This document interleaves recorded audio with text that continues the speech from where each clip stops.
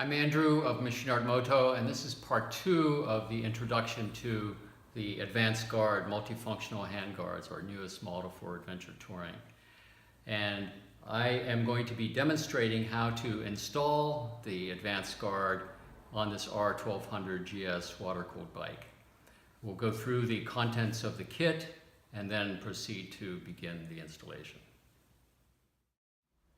Here you see the contents of the Advanced Guard kit. It includes everything you will need with a specific forged mount for the handlebar attachment according to the model and make of your bike.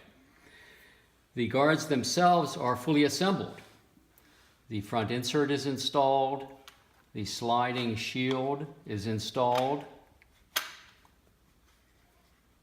So you won't have to do any of that to start. Just pull it out of the box and it is as you see it.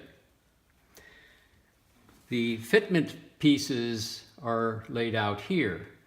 You'll need to adapt the mounting to the kind of bar you have. If you have an adventure bike, then it is a taper bar typically, and this is a taper bar adapter, which is flexible polypropylene, so you spread it apart to lay over the bar. And the flared side is what faces outward toward your grip. These bar adapters are for 7/8 inch bars that you might find on a BMW F650 GS and some others. And then these are bar end caps that fit at the end of the guard frame itself and are retained by the screw that either comes with the bike or we supply the screw. At the other end, this is the end that mounts to the end of your handlebar, this end to the forged mounts. Now these are designed specifically for a particular model. We are going to install an R1200 GS, so this is the version that is kit number 1 for the GS. It also fits the F800, 700, 650 GS. It's exactly the same part, but it is an adjustable mount, so that this is for the 1200 GS, this is for the F800 GS, and once you select one or the other, the screw is installed and firmed up. So that is part of the adaptability to different models. Off to the left, there are 2 additional mounts for our mounting kit number 2. This style fits the earlier R1200 BMW GS and Adventure from 2005 to 2012. And this is part of kit number 3. And this will fit the Honda Africa Twin, the KTM series of off-road adventure bikes, Kawasaki KLR, and we are verifying its fit on other models as time goes on. So these are here to show you the differences. So that's the general introduction to the contents of the kit. Let's now start the installation. Now, our first step is to remove the BMW stock handguard. In order to do so, in this case, I've had to remove the mirror and then remove the bolt that holds on the handguard and the bar end weight behind it. So I am using a T50 Torx driver. The screw is rather long, so it'll take a few moments to withdraw. And once it's out, the bar end weight behind it will come off. We will reuse the bar end weight as well as the screw when we install the Advanced Guard.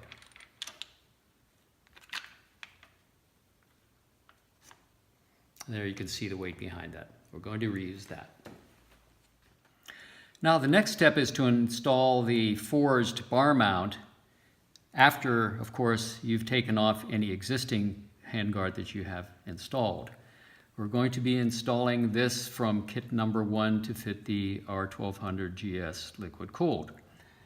The first thing to do is to take the molded plastic taper bar adapter and flex it and pop it over the bar, just like that. Now it may slide around a little bit, and we will be adjusting its final position a little bit later, but this is just to hold it in place until we can mount the 2 halves of our bar mount. So you notice that there is a flared section here on this bar adapter. That should face outward toward the end of your hand grip. The bar mount fits up against that flared section, and then you'll take the upper half, the clamp, and place it on top of our plastic bar adapter. And for me, it usually is a little bit better to actually have the screws in place when I place it over the bar adapter so that they are ready for me then to begin to screw it into the section below it. What we're doing is using a T25 Torx driver. We're not going to tighten it entirely.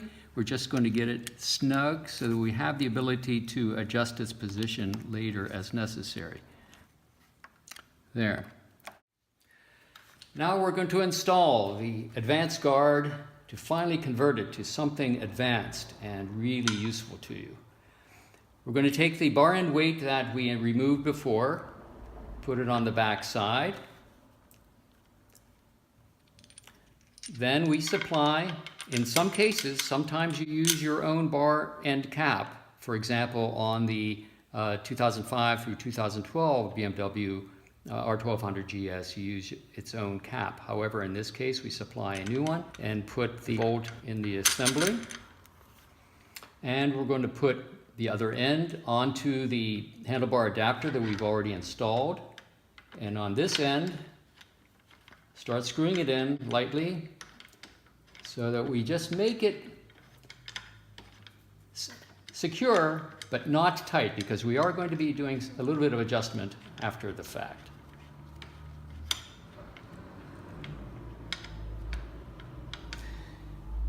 Now we're going to hand install this screw to the bar adapter. Notice everything is still movable. We need that in order to check clearances everywhere before finally tightening.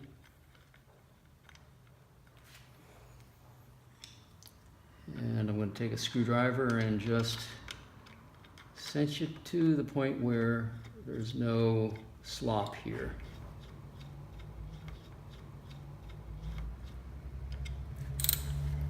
And we're going to tighten this just enough so it stays into place, but still able to be adjusted.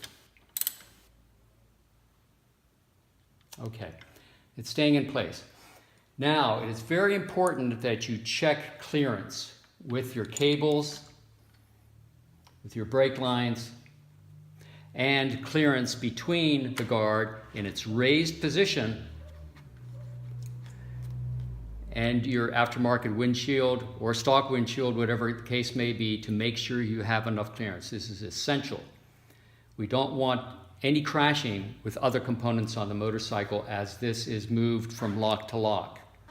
So do move it all the way over, check for clearance, make adjustments up or down as needed, cinch it a little bit, check it again, and if all is good, then tighten it. You must do that on both sides because there may be some dimensional variation between the end of the bar and the center line of the handlebar here where it's mounted.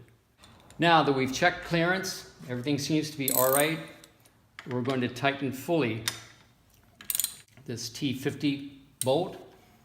And depending on your bike model, this may be an M6 bolt with a hex cap screw. It may be other kind of screw, but for this 1200 GS, we're using the T50. And we're going to cinch fully this M6 screw, locating it against the bar. The last thing to do is to finally tighten the two screws that hold together the bar mount. Remember, we had installed this loosely at first to allow it to move a little bit for adjustment purposes. And then now we use this T25 driver to cinch it nicely home. Okay, everything is nicely in place. Repeat on the other side and do check clearance again after both sides are finished for no contact with any other surrounding parts from lock to lock. That does it.